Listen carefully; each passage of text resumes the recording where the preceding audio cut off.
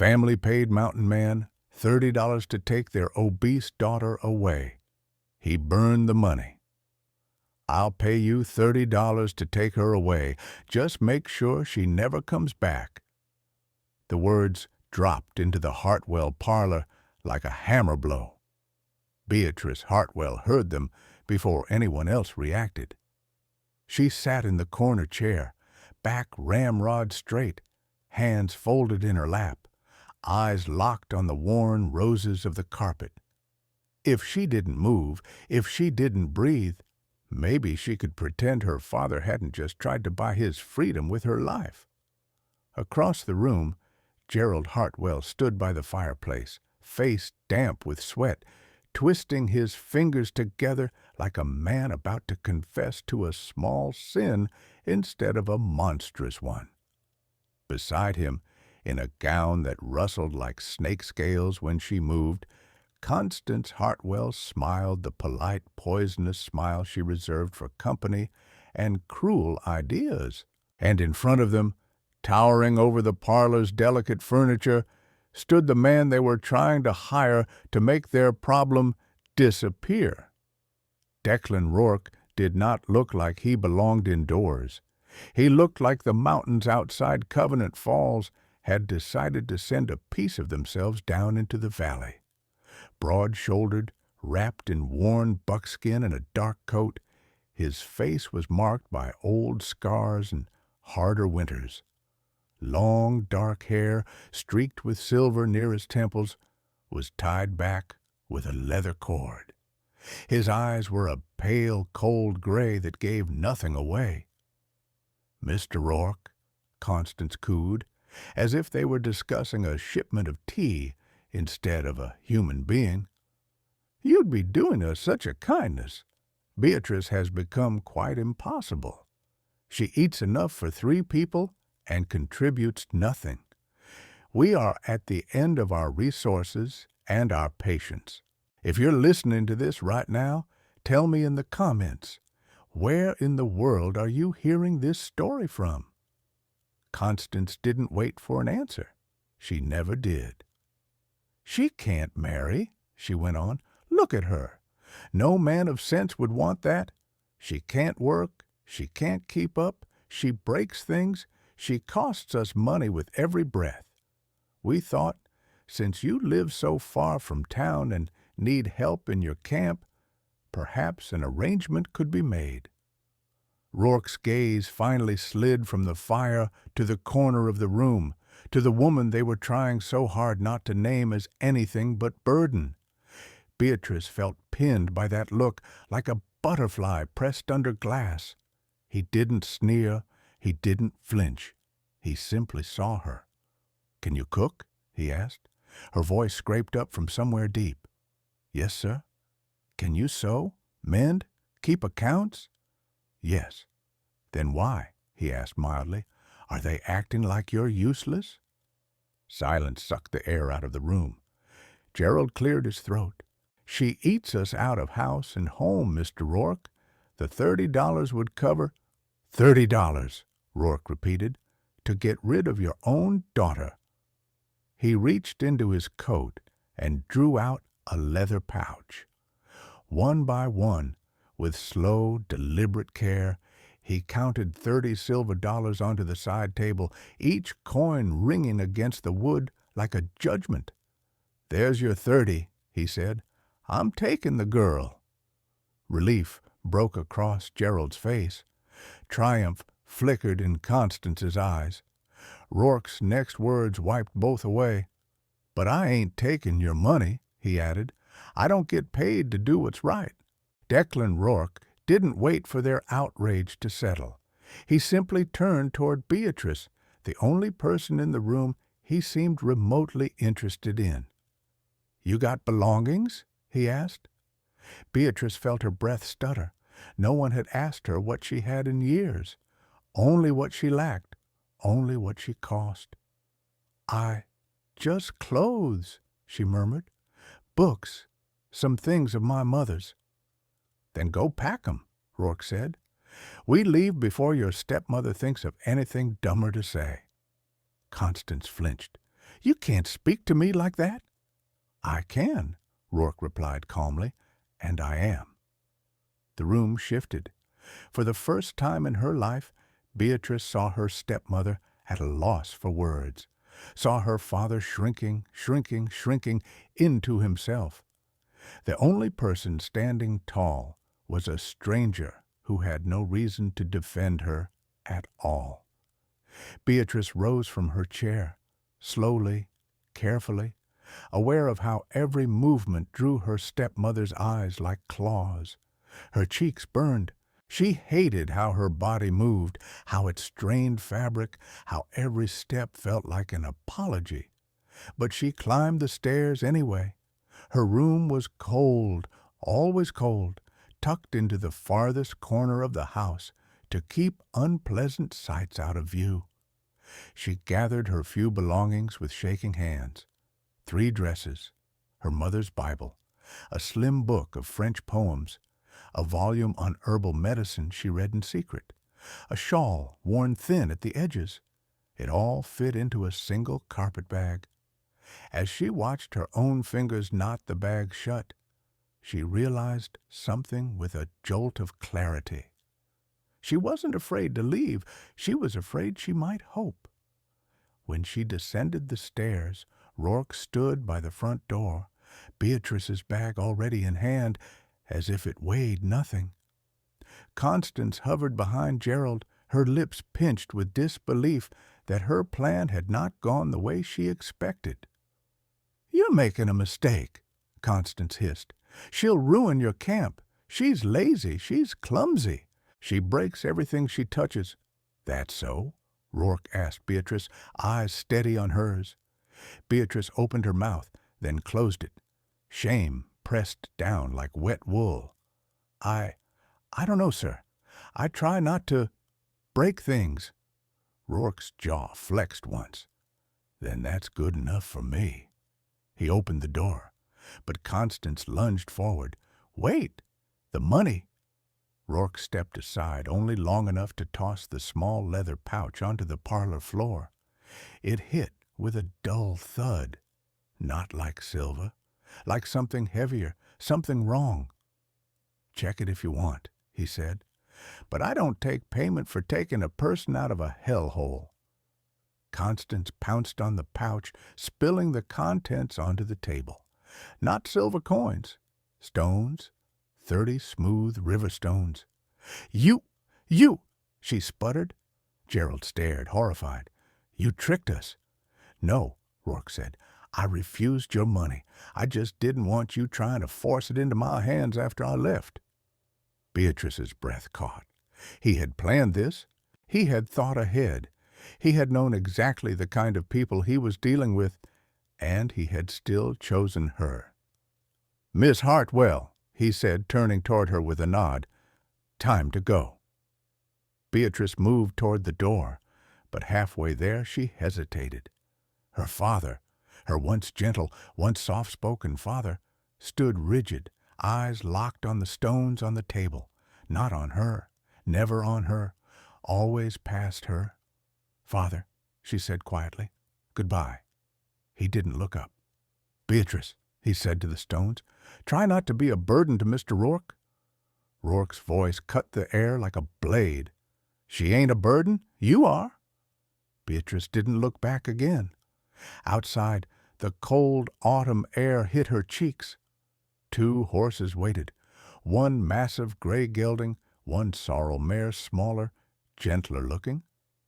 "You ride?" Rourke asked. She shook her head. "I've never been allowed." He lifted her, 350 pounds of unwanted daughter, without a grunt, without a grimace, without hesitation, as if she were simply a person being helped onto a horse, no more and no less. "Hold the horn," he instructed. Beatrice obeyed, heart pounding. Rourke mounted the gray, took the sorrel's reins, and with a single click of his tongue, guided them away from everything she had ever known. As the Hartwell house disappeared around a bend in the road, Beatrice allowed herself a breath she had never taken before, A breath that tasted like possibility. A breath that tasted like being alive. The first mile out of Covenant Falls felt unreal. Beatrice kept waiting for someone to come riding after them, her father shouting apologies, constant shrieking demands, hired men brandishing ropes. But the only sound was the steady clop of hooves on hard earth and the rustling of wind sliding through the dry grass. Rourke didn't speak. He rode ahead, posture straight, gaze alert, every inch the man who belonged to this wild country. The sorrel mare followed willingly, her steps sure and patient beneath Beatrice's trembling legs. By midday, the valleys faded behind them. The land rose into foothills dotted with pine and granite. The air thinned, colder, cleaner. So clean, Beatrice felt it scrape the inside of her lungs in a way that hurt and soothed at the same time. Rourke finally slowed his horse and looked back at her. "How are you holding up?" he asked. Beatrice blinked. No one had ever asked her that, not once. "I'm fine," she said, though her thighs burned and her back ached. "You're lying," he said, but his tone wasn't sharp. "But you're also tough. We'll stop soon enough." The praise almost made her dizzy. They rode until the sun began sinking behind the peaks, shadows stretching long and blue across the ground. Beatrice lifted her eyes to the horizon, jagged stone ridges rising like the ribs of the earth. Snow dusted the highest points, glowing gold in the fading light. She whispered, without meaning to, "It's beautiful." Rourke didn't turn, but she saw his shoulders shift slightly, as if acknowledging her words. "You ain't seen nothin' yet." He led them to a small clearing near a creek, running sharp and cold over black stones. The air bit at her cheeks as she slid, more accurately, tumbled off the mare. Rourke caught her elbow before she hit the ground. "Easy," he murmured. "Your legs'll feel like boiled noodles. Normal." She nodded, embarrassed, but grateful. Rourke tied the horses, then began to make camp with a precision that suggested years of habit. Not hurried, not flustered, just sure. He built a fire, set stones around it, and constructed a lean-to using a canvas sheet and 2 branches. Beatrice hovered near the fire, unsure what to do with her hands. "You said you can cook," he reminded her gently, not turning away from his work. "Supplies are in the left saddlebag." "Yes, sir." Familiar ground. She could handle that. Cooking was the one task Constance demanded of her regularly, albeit behind closed doors where no guest could see her. The flour was coarse, the salt pork tough, the beans small and pale. But they were real food, food she was allowed to touch without being sneered at, and the setting sun cast everything in a forgiving light. She built a simple meal, pan bread crisp at the edges, beans simmered with pork, and coffee dark as midnight. Rourke accepted his portion with a nod. "Thank you." Not a demand, not an expectation, a thanks. They ate in silence, not the cruel silence of the Hartwell house, where every quiet moment held judgment. This was the kind that wrapped around them like an extra blanket. Beatrice watched him from the corner of her eye. He sat close to the fire, elbows on his knees, face unreadable. The firelight carved the scars on his cheek deeper, turning him into something mythic. "You don't eat enough," he said suddenly. She choked. I don't want to take too much. Supplies, we'll hunt tomorrow," he said. "Supplies'll last. Eat." She took a slightly larger bite. Her stomach fluttered. She wasn't used to being allowed enough. Rourke watched her for a moment longer, then returned to his coffee. What your stepmother said. You eaten for 3. That true? No, Beatrice whispered. She made me eat in the kitchen after everyone was done, mostly scraps. Something cold and lethal flickered through Rourke's eyes. How long? 3 years. He didn't curse. He didn't shout. His expression simply hardened, every muscle tightening like a bowstring pulled taut. When he spoke again, his voice was low. You ain't scraps to anyone here. The words hit her harder than any insult Constance had ever thrown. She stared at the fire, trying not to tremble. Rourke stood. Get some rest. I'll keep watch. You're not sleeping? She asked. One of us has to be awake. This close to winter, wolves get bold. And if someone followed us... He didn't finish the sentence. A chill ran down her back. I'll be fine, he added. You sleep. Beatrice crawled into the lean-to, pulling the blanket around her. It smelled like pine and smoke, and something unmistakably him. Through the thin canvas, she saw Rourke settle by the fire, rifle across his lap, eyes on the darkening woods. He looked like a statue carved to guard something precious, something fragile, something he had chosen. She fell asleep to the crackle of the fire and the steady presence of the man who had taken her away not for money, never for money, but because he couldn't stomach the sight of cruelty, because he saw something worth saving, and maybe, just maybe, she was ready to discover what that something was. The cabin emerged from the trees the next afternoon, its dark logs half buried under early snow. It wasn't large, just a single sturdy room with a loft tucked beneath a steep-pitched roof, but it looked solid, smoke curling from a stone chimney like a welcoming hand. Beatrice's breath caught. After years of existing on the edges of her own home, this small structure felt impossibly warm, impossibly hers. Rourke dismounted first, then came to help her down from the sorrel. He lifted her again with the same effortless strength, not a flinch, not a grunt, not a hint of disgust, just practicality. You'll get used to doing that yourself, he said as her boots touched the snow. But for now, let me help. He led the horses to the small corral beside the cabin.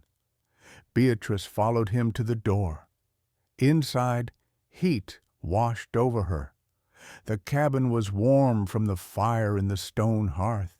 A worn rug lay by the hearth, a long table stood beneath the window, and shelves lined the wall, stacked neatly with sacks of flour, jars of beans, bundles of dried herbs, tools, coils of rope, and carefully folded blankets.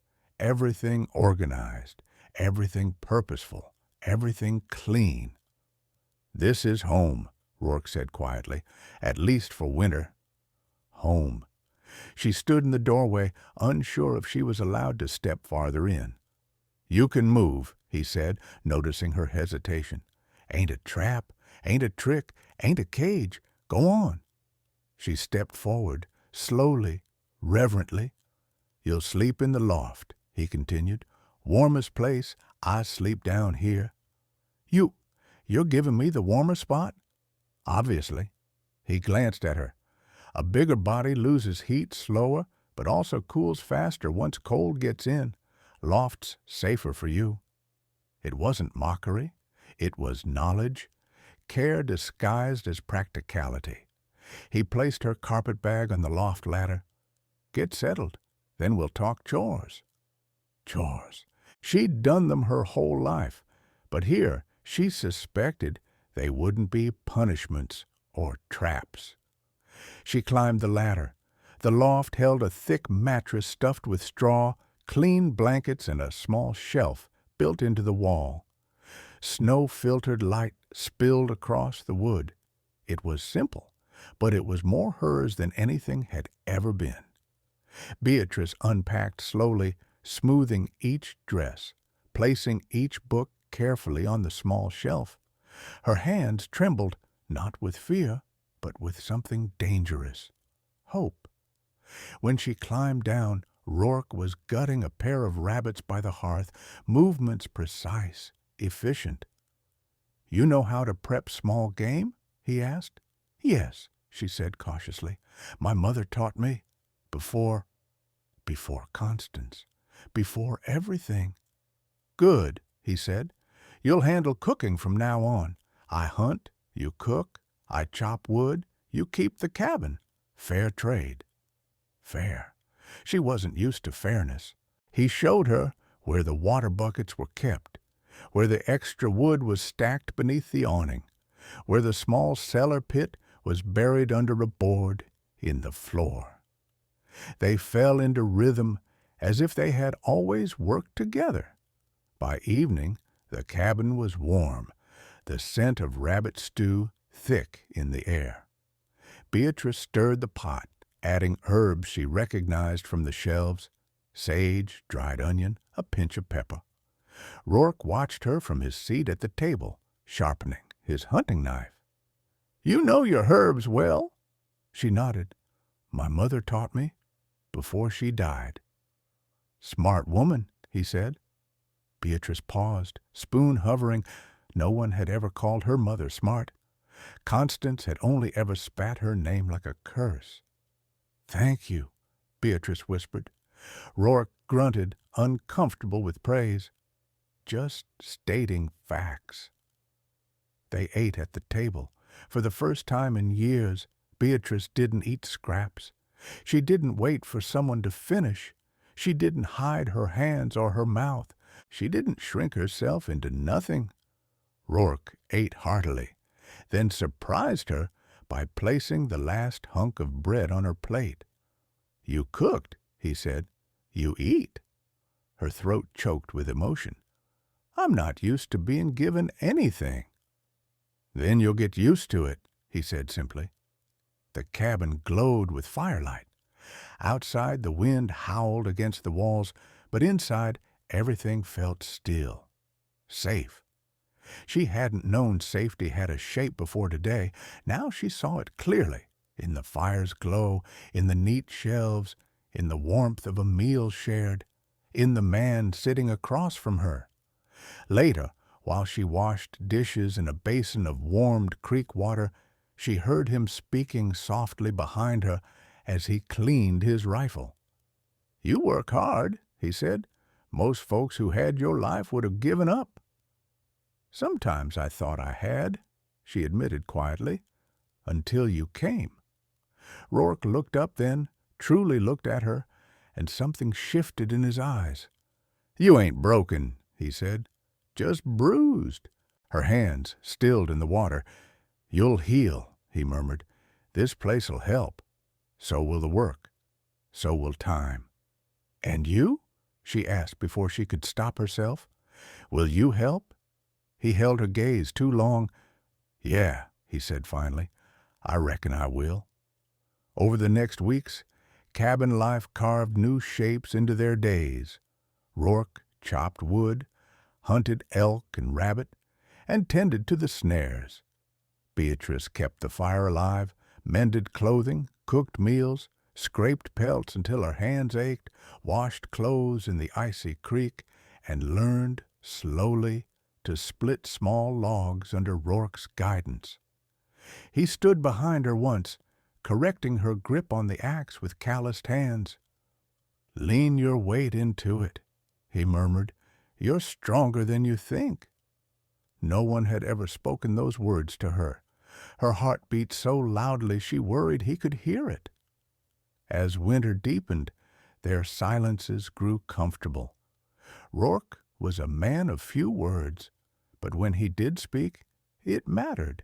"You got good instincts," he said one morning, when she caught a tear in a pelt before he did. "You're learning fast," he said when she managed to carry a full bucket of water without spilling.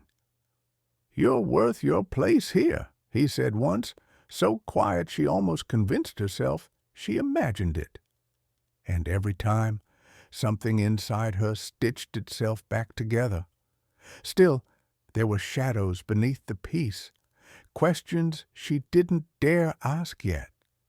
Why he'd really come for her, why he'd stepped into her family's cruelty instead of walking away, why he never mentioned taking her back to Covenant Falls. One night, as the fire cracked and snow drifted past the window, she finally found courage.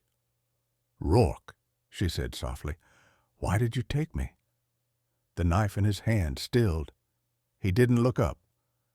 "Eat your stew, Beatrice," he said, voice rougher than usual. "We'll talk tomorrow." But she heard something in his tone, a weight, a wound, a secret waiting to surface. Spring arrived slowly in the high country.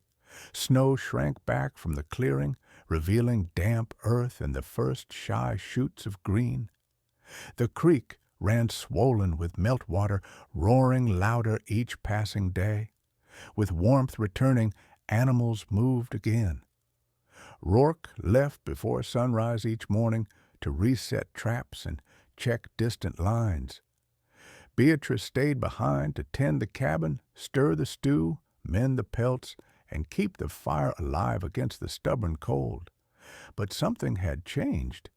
Ever since she'd asked that question by the fire, why he took her, Declan Rourke had carried a shadow around him. He wasn't unkind. He didn't snap or retreat into silence. He still praised her cooking, still corrected her grip on tools, still brushed snow from her shoulders when she stepped outside too long. But there was a heaviness now, a tension in his movements, as if her question had unsettled something buried deep.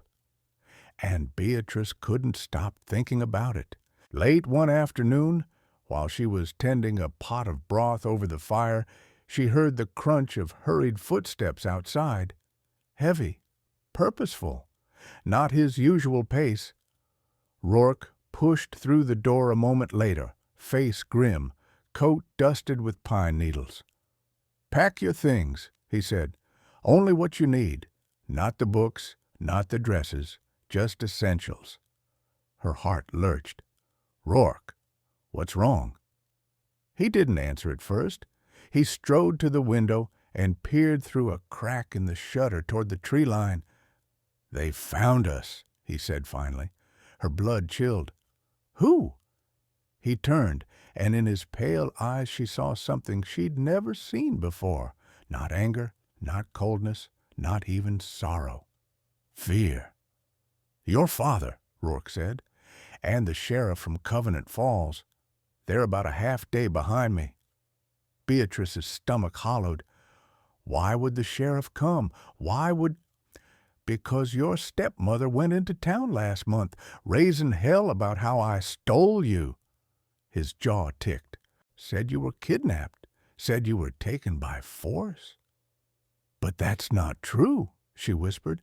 "Sheriff doesn't care what's true. Folks like your father, folks with money and names, they say a word, it's enough." Rourke crossed to her, his movements abrupt. "Beatrice, listen to me. If they get here, they'll drag you back. They'll call me an abductor. They'll lock me up or shoot me on sight." "No," she said fiercely. "No, they can't." "They can," he said, "and they will." The cabin suddenly felt too small, the air too thin. She grabbed the edge of the table to steady herself. "Rourke, we have to explain. We have to tell them I left willingly." "They won't listen. They don't see you, Beatrice. They see what she told them to see." He shook his head. "And if you think that sheriff will let you speak more than a sentence before your stepmother fills his ears, you don't know the way of the world." Beatrice's throat tightened. "Then what do we do?" Rourke took a long breath. The firelight flickered over his scarred face. "We run." The words slammed into her chest. "We take the horses, ride north.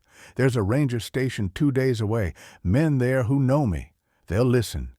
Give us time to talk. Time to figure out how to deal with this." Beatrice stared down at her hands. They were trembling. "Will they chase us?" "Yes." "Will they hurt you?" He didn't answer. Her stomach twisted. "Rourke, please, tell me the truth."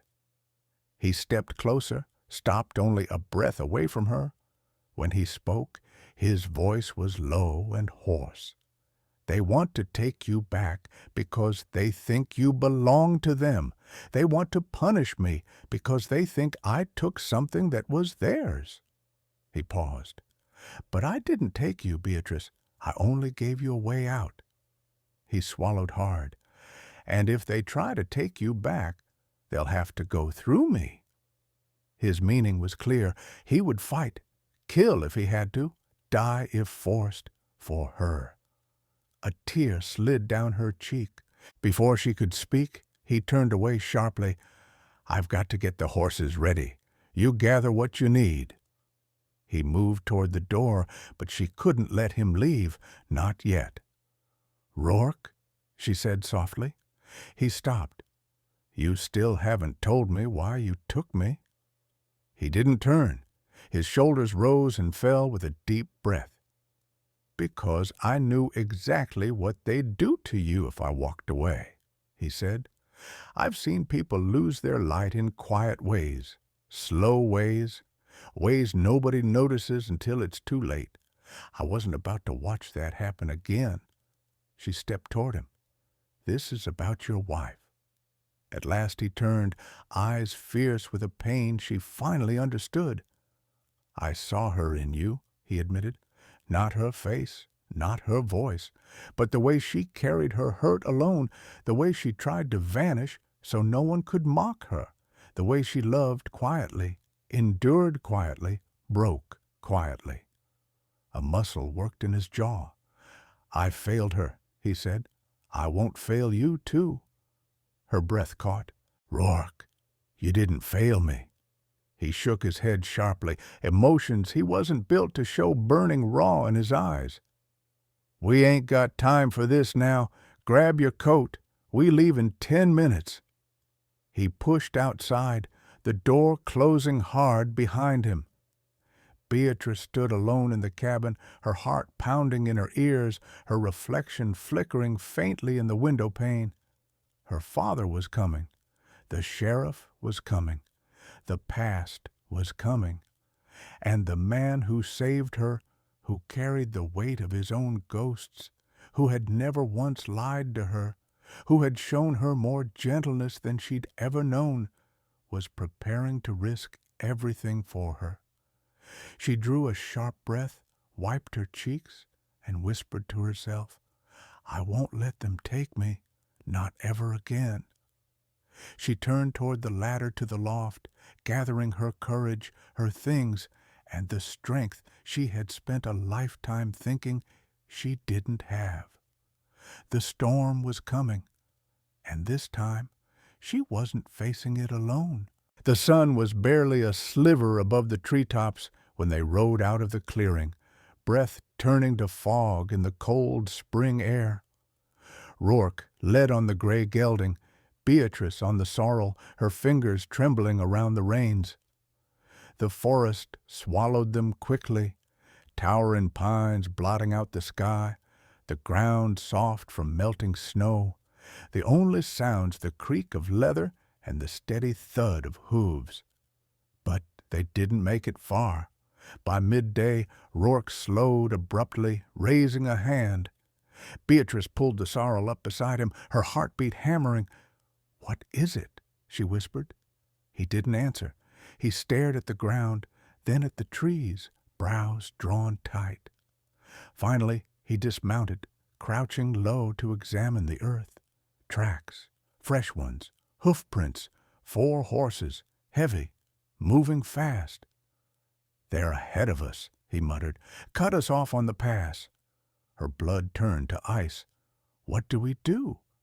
"We don't turn back. That's exactly where they'll be waiting." He tightened the cinch on her saddle. "Stay close, and whatever happens, you stay on that horse." "Rourke, repeat it." Her throat worked. I stay on the horse. Good. His voice dropped lower. And if I tell you to ride, you don't look back. Before she could protest, a sharp crack echoed through the trees. A rifle shot. Bark exploded from a pine trunk inches from Rourke's shoulder. "Declan Rourke!" A voice boomed from somewhere unseen. "Step away from the girl!" Beatrice recognized that voice instantly. Sheriff Whitlow, small-minded, cruel-faced, and more loyal to money than the law. Rourke swore under his breath and shoved Beatrice's horse behind his own. "Keep your head low." Another voice joined the sheriff's, thinner, breathier, cracking with desperation. "Beatrice!" her father shouted. "Sweetheart, come home. These woods aren't safe. You don't know what that man wants from you." Rourke barked a humorless laugh. "Man didn't speak 3 words to her in the last 3 years. Now he's crying fatherly concern." "Declan," Beatrice whispered, voice shaking, "they'll kill you." He glanced back at her. For a moment, the fear she expected to see in his eyes wasn't there. Instead, there was something fiercer, something that anchored her. "I ain't dying today," he said, "least of all for a pair of cowards who only remembered you exist once they realized I wasn't taking their money." Branches snapped ahead. The sheriff and 2 deputies emerged into view, rifles raised. Her father followed behind them, face pale and eyes wild. The sheriff squinted at her. "Beatrice, don't you worry now. We'll get you home safe." He gestured at Rourke. "This man's been wanted for questioning since the day he took you." "He didn't take me," she said clearly, surprising herself with the strength in her own voice. "Beatrice, hush," her father said frantically. "You're confused. You don't know what he's done to you." Rourke stepped between them, placing his body squarely in front of hers, shielding her with his broad frame. "She ain't confused," he said. "She left with me willingly." "That's not for you to say," the sheriff snapped. "We have concerns about coercion, about her mental state, about—" Rourke cut him off with a glare sharp as a blade. "You ain't taken her." The sheriff's hand twitched over the trigger. "And you'll stop us how? There's 3 of us and 1 of you." Rourke's voice dropped into a cold, dangerous register Beatrice had never heard. "You'd need 30 men to take her from me." Another rifle crack split the air. Beatrice screamed as a bullet tore through the brim of Rourke's hat, snapping it off his head. He didn't flinch. He didn't move. He simply pushed her horse backward with one hand. "That was a warning," the sheriff said smugly. "Next one goes through your chest." Rourke raised his voice just enough for Beatrice to hear. "When I say ride, you ride." Her eyes blurred with terror. "I won't leave you." "You will." His jaw clenched. "Because I ain't losing you, too." Before she could answer, her father stepped forward, desperation twisting his face. "Beatrice, please, I made a mistake letting Constance treat you that way. But you're my daughter. Come home. We'll fix everything. Just come home." Beatrice's heart broke, not for herself, but for the man who had waited too long to remember he loved her. "Home," she whispered. "Home was the place where I ate scraps in a kitchen to avoid being mocked. Home was the place you stood by while she broke me. I'm not going back." Her father wilted like a man struck. The sheriff snarled, "Enough. She's coming with us, whether you like it or not." He raised his rifle. Deputies followed suit. Rourke moved. He grabbed his own rifle in one swift motion, not aiming at them, but firing a deafening shot into the air. Horses reared. Deputies stumbled. The sheriff flinched. In that breath of chaos, Rourke slapped the sorrel's flank with all his strength. "Ride, Beatrice," he roared. "Now!" The horse launched forward. Trees blurred, wind tore at her hair, and her heart shattered as she heard the sheriff shout behind her, "Shoot him! Shoot the mountain man!" Beatrice screamed his name, twisting in the saddle. But Rourke had already turned to face them, alone, unarmed now, standing like a wall between her and the rifles, leveling at his chest. And for the first time in her life, Beatrice understood what real love looked like. It looked like a man who would die before he let anyone hurt her. The forest blurred past her, branches whipping at her sleeves, the sorrel's hooves pounding furiously through thawing earth. Beatrice clung to the saddle horn, tears streaming hot down her cheeks. Behind her, rifle shots cracked like splitting wood. Each one felt like a blade driven into her chest. "Declan," her voice broke on the wind. "Please, please, be alive." The trail twisted sharply, forcing her to slow. Her breath hitched. She pulled the sorrel around, unable to stop herself from looking back. Smoke drifted between the trees where the confrontation had happened. She could see shapes, men shouting, running, scattering in confusion, but no clear sign of him. She didn't know whether he'd fallen. She didn't know whether he was still standing. All she knew was that he'd sent her away to save her life. The horse shuddered beneath her, trembling with exertion. Beatrice slid down, her legs nearly giving out when her boots hit the ground. She leaned against the mare, breathing hard, the cold air burning her throat. "I can't leave him," she whispered, "not after everything, not after what he did to save me." The forest answered with nothing but a hush of wind through thawing branches. She gathered herself, pulled the sorrel into the shelter of a pine stand, tied her loosely to a branch, and grabbed the small knife Rourke had tucked into her saddlebag weeks ago, just in case. Then she began walking back, slowly at first, then faster, then running. Branches tore at her skirts, mud sucked at her boots, but she didn't stop. She couldn't. Each breath felt like it ripped through her lungs, but she pushed on until voices drifted toward her, angry, panicked, coming closer. Beatrice ducked behind a fallen tree, chest heaving. 2 deputies stumbled past, supporting the sheriff, who hissed through clenched teeth, "I told you to shoot him in the leg, not let him get that close." "He came out of nowhere," a deputy protested, "nearly crushed my windpipe. Just shut up and move." They disappeared down the trail. Not one of them carried Rourke's rifle. Not one of them looked victorious.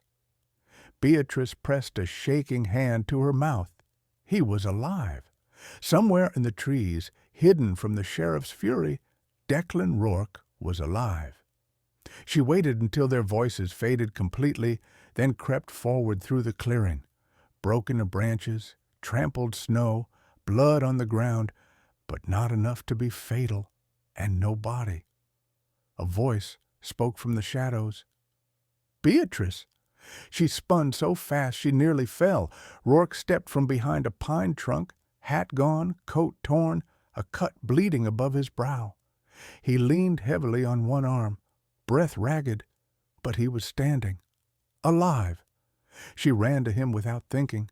He caught her against his chest, arms closing around her with a desperation she'd never felt from him before. "You came back," he murmured into her hair. "You sent me away," she said, voice trembling. "You thought I'd leave you there to die?" He exhaled shakily, forehead resting against hers. "I hoped you'd run far enough not to look back." "I will never leave you," she whispered. "Not for them, not for anyone." He cupped her face with a scarred hand, thumb brushing her cheek. "You're safe now." She shook her head. "Only because of you." His gaze drifted over her face, her tear-streaked cheeks, her trembling lips, the fear still fading from her eyes. Something softened in him then, something deep and unguarded. "It's your home now," he said quietly. "If you'll have it, if you'll have me?" Her breath caught. She nodded, tears spilling anew. "I want nothing else." He pulled her close, the forest silent around them, as if the mountains themselves were listening. They stood that way for a long time, two souls bruised and battered by the world, finding refuge in each other's arms. Somewhere far below, Covenant Falls went on with its cruel gossip and colder hearts. But up here, in the wild silence of the high country, two people who had once been broken were learning to build something new, something fragile, something fierce, something that just might endure. Whether the world would let them keep it, that was a question only time could answer. Stories like this remind us how fragile a human heart can be, and how powerful it becomes when someone finally chooses to protect it. Every time you listen, every time you leave a comment, you help keep these forgotten voices alive across distances, cultures, and places we may never see with our own eyes.